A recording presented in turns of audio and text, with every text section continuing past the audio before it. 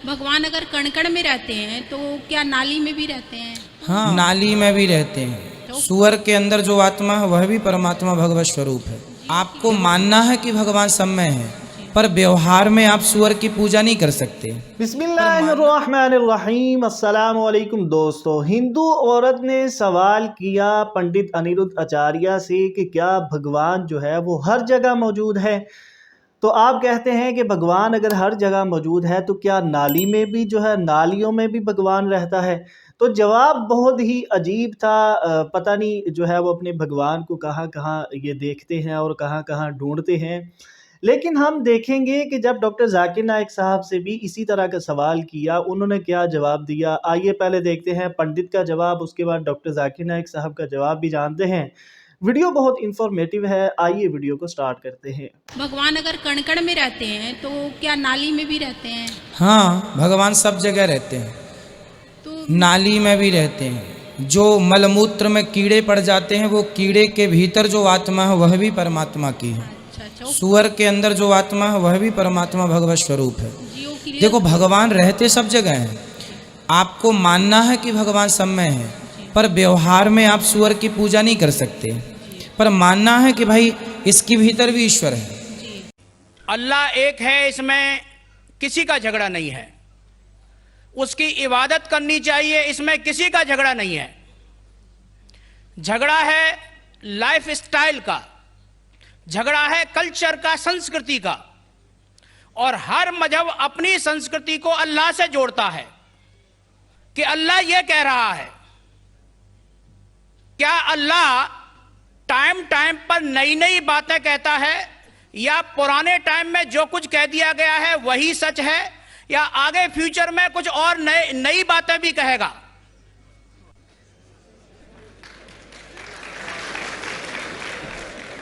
भाई साहब का अच्छा सवाल था कि किसी को दो राय नहीं कि अल्लाह एक है, भगवान एक है।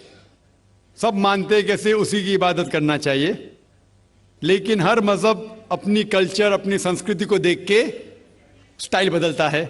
तो अल्लाह ताला जो पहले कह चुका वो अभी भी सेम है कि टाइम टाइम पे बदलता है। भाई साहब का सवाल अच्छा है, लेकिन ये कहना चाहता हूँ जवाब देने के पहले, उन भाई साहब ने कहा कि सब मानते हैं कि अल्लाह एक है। ये मैं नहीं मानता हूँ कि सब मानते, मैं नहीं मानता हूँ कि सब मानते। ये मेरा फील्ड है, ये मेरा फन है गैर मुस्लिम से बात करना। मैं ये नहीं मानता हूँ कि हर गैर मुस्लिम मानते अल्लाह एक है, कि भगवान एक है। कई लोग भगवान में मानते ही नहीं, नास्तिक कहते हैं। और जो लोग कहते हैं भगवान में मानते हैं, हर कोई एक में नहीं मानता। कितने लोग 3 में मानते, कितने लोग 100 में मानते, कितने लोग सब कुछ भगवान मानते हैं। तो पहले आपके जो सवाल का जो पहला था, हर इंसान मानता है भगवान एक है, उससे मैं मुत्तफिक नहीं हूं। दूसरी चीज कि सब एक ही भगवान, एक ही ईश्वर को पूछते हैं कि इबादत करते, ये भी मैं नहीं मानता हूं। ये बात है कि अक्सर लोग मानते हैं कि भगवान एक है, यहां तक के तो सही है, अक्सर, सब ने अक्सर, लेकिन एक ही भगवान को पूछते ये बिल्कुल गलत है। सब लोग एक भगवान को नहीं पूछते। मिसाल के तौर पे अक्सर कुरान क्या कहते, कुरान क्या कहते कि जो लोग कहते हैं कि एक भगवान को मानते हैं लेकिन और को भी पूछते हैं, उसे कहते हैं शिर्क। आप पूछेंगे आम इंसान भगवान एक है, मालिक एक है बोलेंगे, लेकिन जा रहे पूज रहे, बुद्ध को पूज रहे, कभी इसको पूछते कभी उसको पूछते। तो ये आप अगर धर्म की किताब पढ़ेंगे, बाइबल पढ़ो, वेद पढ़ो, ये सब इसकी मुमानियत है। ये हराम है कि किसी और को पूछना। इसके बावजूद धर्म के मानने वाले अक्सर दूसरी चीज को पूछते हैं जो बिल्कुल गलत है। तो ये कहना कि इंसान एक ही भगवान में मानता है और उसी को पूछता है, बिल्कुल गलत है। आप देखेंगे आमतौर पर जो फर्क है कि जो कुरान कहते ताला विला कलमतिन सवाइम बैना बैनकुम, आपस में उस चीज पे आओ जो हम और आप में यकसा है। सबसे पहली बात है अल्लाह नाबुदा इल्लल्लाह, कि हम एक ही ईश्वर, एक ही भगवान की इबादत करें।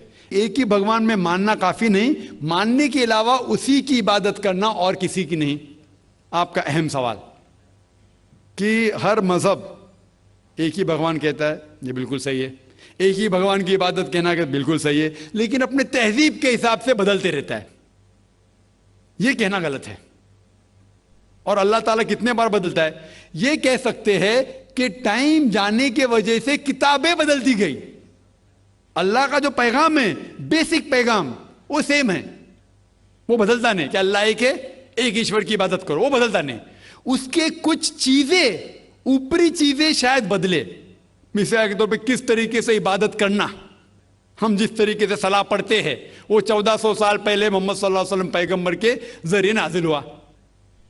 लेकिन जो मेन है कि एक ही ईश्वर है, एक ही ईश्वर की इबादत करना चाहिए, वो कभी भी नहीं बदलेगा। लेकिन टाइम जाने की वजह से जो मजहबी किताबें लोग बदलते गए। अल्लाह ताला फरमाते कुरान में सूरह बकरा में सूरा नंबर 2 आयत नंबर 79, फ़वैलुल लिल्लज़ीना यक्तुबूनल किताब बिअयदीहिम सुम्मा यक़ूलूना हाज़ा मिन इंदिल्लाह लियश्तरू बिही समनन कलीला फ़वैलुल लहुम मिम्मा क़दबत अयदीहिम वैलुल लहुम मिम्मा यक्सिबून। इसकी मानी है कि लानत है वो लोग पे जो लोग किताब अपने हाथ से लिखते हैं और कहते हैं अल्लाह की तरफ से है। लानत है उनके ऊपर जो कमाते हैं और लानत है उनके हाथ के ऊपर। तो अल्लाह ताला फरमाते हैं कि किताबें बदली गई है। तो जितने मजहबी किताबें हैं आज की तारीख में, सारी कुरान मजीद को छोड़ के, विलियम मोर एक क्रिटिक है, इस्लाम के खिलाफ किताब लिखता है, बहुत शिद्दत से इस्लाम के खिलाफ है। उनने लिखी थी 200 साल पहले कि शायद एक ही मजहबी किताब है जो पूरी पाक है 1200 साल तक के, वो है कुरान। तो एक ही किताब जो महफूज है, क्यों? अल्लाह सुब्हानहू व तआला कहते हैं कुरान में सूरह हिजर में सूरा नंबर 15 आयत नंबर 9 में कि मैंने कुरान नाजिल किया है और मैं इसकी हिफाजत करूंगा। जितने पहले किताबें आए वो वक्त के हिसाब से बदल दिए और अल्लाह सुब्हानहू व तआला ने उसे महफूज रखने की जरूरत समझा ही नहीं। क्यों? क्योंकि जितने पैगंबर मोहम्मद सल्लल्लाहु अलैहि वसल्लम के पहले आए वो पैगंबर सिर्फ अपनी कौम के लिए आए और कुछ वक्त के लिए आए, ता क़यामत तक नहीं। ईसा अलैहिस्सलाम सिर्फ यहूद के लिए आए, मूसा अलैहिस्सलाम उस वक्त के लिए आए।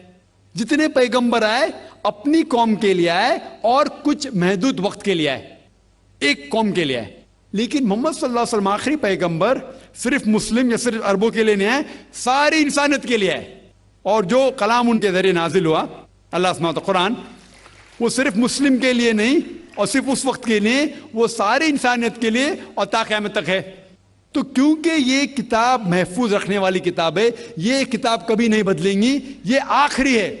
और अल्लाह ताला फरमाते सूरह माइदा में सूरा नंबर 5 आयत नंबर 3 में क्या मैंने इंसानों के लिए इस्लाम चुना और उनके लिए ये मजहब सबसे बेहतरीन मजहब चुना और ये मुकम्मल हो गया। इसके बाद कुछ चीज नई नहीं आएंगी और कुछ चीज निकाली नहीं जा सकती। तो पहले जितने किताबें आए, जितने नाजिल हुए अल्लाह ताला के, वो बदलते गए क्योंकि उसे महफूज रखने की जरूरत थी नहीं, क्योंकि वो पैगाम पूरा मुकम्मल पैगाम ता क़यामत तक था ही नहीं। लेकिन आखिरी पैगंबर मोहम्मद सल्लल्लाहु अलैहि वसल्लम 1400 साल पहले आए, उनका जो पैगाम है और जो किताब नाजिल की गई कुरान, वो ता क़यामत तक होने वाली थी, इसीलिए उसे महफूज रखा गया है। तो अल्लाह सुब्हानहू व तआला ने 1400 साल पहले समझे कि ये वक्त ही सही है कि इंसानियत उस दर्जे पे पहुंच गई कि वो कुरान को समझ सके। आप मुझे पूछेंगे कि कुरान पहले क्यों नाजिल किया, 1400 साल पहले क्यों किया, 10,000 साल पहले क्यों नहीं किया?